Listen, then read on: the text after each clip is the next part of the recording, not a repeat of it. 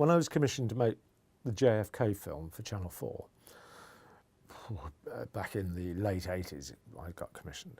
All it was I went to the States because just after my divorce, I was feeling a bit bruised, and I thought I'd go and start a new life in America and become a writer. And I left school at 15, so I've got no qualifications and nothing. So I went to America to write about the Kennedy assassination because I thought it was a fascinating subject, and a subject about which I knew a bit, or I thought I knew a bit. Anyway, I looked into it, and every witness that I knocked on doors, which is madness when I think about it now. I knocked on doors in Dallas. I found the list of the people that had witnessed the assassination, and I knocked on the doors of a few people, and a lot of them were horrified and slammed the door in my face. And and then I discovered afterwards that most of them had been seriously intimidated by FBI, CIA, and the Dallas Constabulary or Dallas Police Force about making their statements known, because it completely contradicted the Warren Commission findings, which I'd got and I'd always believed was the secret of the Kennedy assassination, because the press had named it the most diligent investigation in history. There were 26 volumes, you can imagine, just amazing. But it was designed to deceive. The first volume was dedicated to Oswald's mother's dental records. It was purely designed to, but the staggering thing was there was no index. So you couldn't find, the events in Dealey Plaza were in volume 12. But unless you had an index, you'd have to steam through another 11 huge, great, thick volumes to find out where that was. So there was it was deliberately made to deceive. And there was a wonderful woman that indexed the whole thing, who I met, who's long since dead, but she took a year off work and indexed the whole thing because she didn't believe it either. So that's how it started. And I found this piece of film. This guy had done this interview with the pallbearer in Dallas and the autopsy assistant in Washington, and they were describing two different bodies.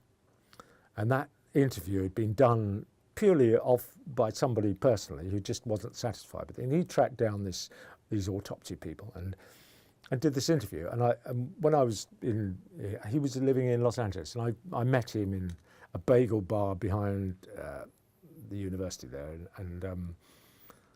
and he said, once he'd realised that I was kosher, took me off to this lovely little house, and I viewed this piece of film, and I just thought, this is going to change the world. So I sent a copy of it to Channel 4, and they commissioned me instantly to make a film. So, and this is the first thing anything like this had been done about the Kennedy assassination. I was brought up believing the Warren Commission, this is what happened. Lee Harvey Oswald, the lone nutter, did it. So I never questioned it. So when I discovered this, I then discovered all this other stuff. There's a whole community of people that are objectors to the Warren Commission, and I interviewed all those and spoke to all them. Anyway, it was a film, and I hired these guys, Godley and Cream, to make the film for me, to direct it, and I presented it. And anyway, when I'd finished, or halfway through, I got a call from Geraldo Rivero. That was an American presenter, who asked me if I'd come over and talk to him about it, because everybody in the media was very interested in this assassination because nothing had been done about it, and no one was terribly happy about the Warren Commission, but nobody dared contradict it, rather like same 9/11, same theory there.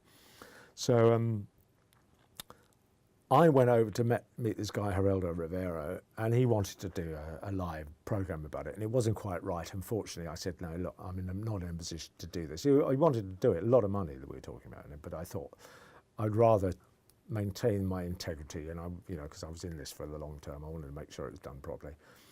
So I then suddenly, which I thought was quite fascinating, was fated by Hollywood, if you like, and I went to, I was invited to meet a couple of people, and one person, I won't tell you who it is, but a very famous actor who we got wrecked together, and that's why I won't tell you his name, but and I met lots of very important people who all wanted to be involved. Martin Sheen, for instance, I met him in his Winnebago. He was shooting, and he asked to see me, and I waited in his Winnebago, and we spent about 3 or 4 hours talking about the Kennedy assassination, which he wanted to do, and his wife in the end turned around. He'd not long had a heart attack, and his wife didn't want to get involved in it because she'd heard all the rumours about mysterious deaths and things like that.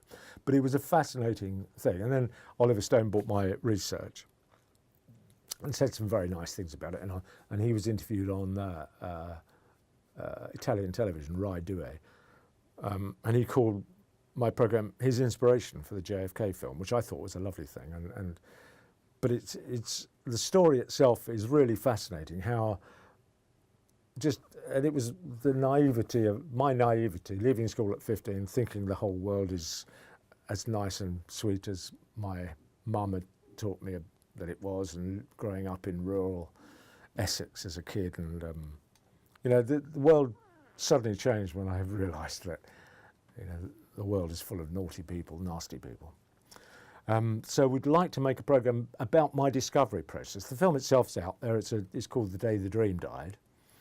And that's on. You can get that on our catalogue. That's available from our website.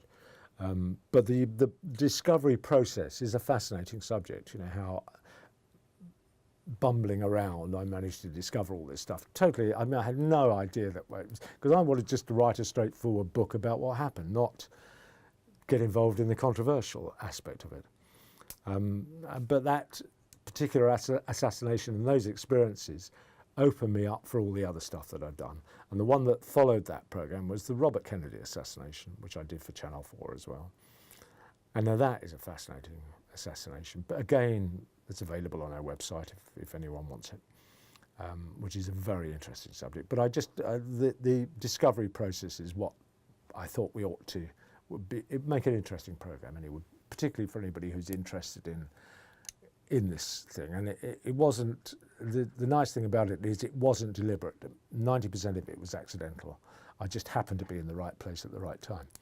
And I think that's a story in life, really, and just luck is such an important element in life.